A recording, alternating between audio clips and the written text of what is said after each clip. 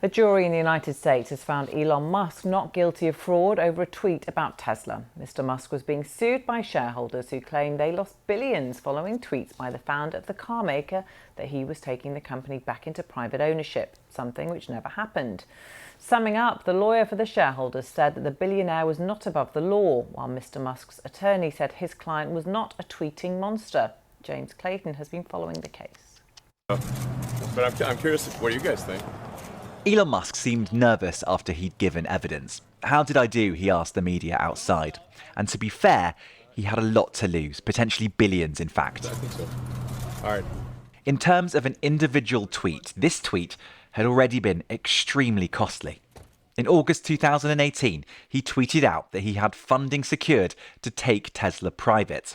That would effectively mean buying out Tesla shareholders, and many investors say they took Mr. Musk at his word, buying up Tesla stock. After that tweet, Tesla's share price rocketed, but soon it became clear that the deal was far from done. Tesla never went private, it's still a public company to this day.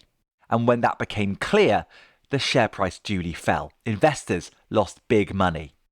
The Securities Exchange Commission had already fined Elon Musk and Tesla $40 million for the tweet and stripped him of his position as chairman of the board. And in addition to that, many shareholders sued. For the last few weeks, this court in San Francisco has been hearing evidence. The question the jury had to decide was whether Elon Musk had knowingly tweeted out something that wasn't true, and if he had, what damages he should pay.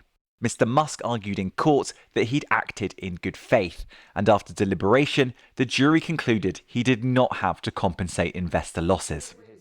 Reed Cathrine is a lawyer who's an expert in securities fraud, who's interviewed Bernie Madoff and Elizabeth Holmes under oath. When we looked at the case, I thought it was a slam dunk. I mean, he comes out, says funding secured. That's as concrete of a statement of taking a company private as there can be. Finding Elon Musk not guilty, I think, is a travesty, because it means that from now on, corporate executives can put out tweets, use social media, and skirt the line, be very thin on what's real and not real, as long as they can say that they believed it in their own minds.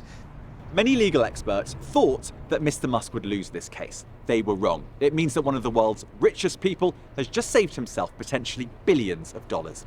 James Clayton, BBC News, San Francisco.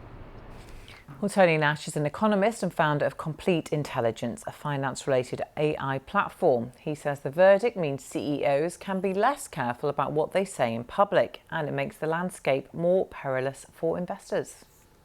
I think the voice of the CEO now can get more informal. And I think especially in tech companies, I think you'll see CEOs becoming very informal and making claims, even if they can justifiably say, well, I thought that this was going to happen, right? And this is what Musk's defense is. Well, I reasonably thought this was going to happen, but it didn't happen, so oh well. I think especially in tech, you'll see CEOs make claims that may or may not be true, but they're leading in that direction. So investors are just going to have to be much more wary. I think it does make the landscape pretty crazy going forward, where executives can say things publicly that they would be very careful of saying before.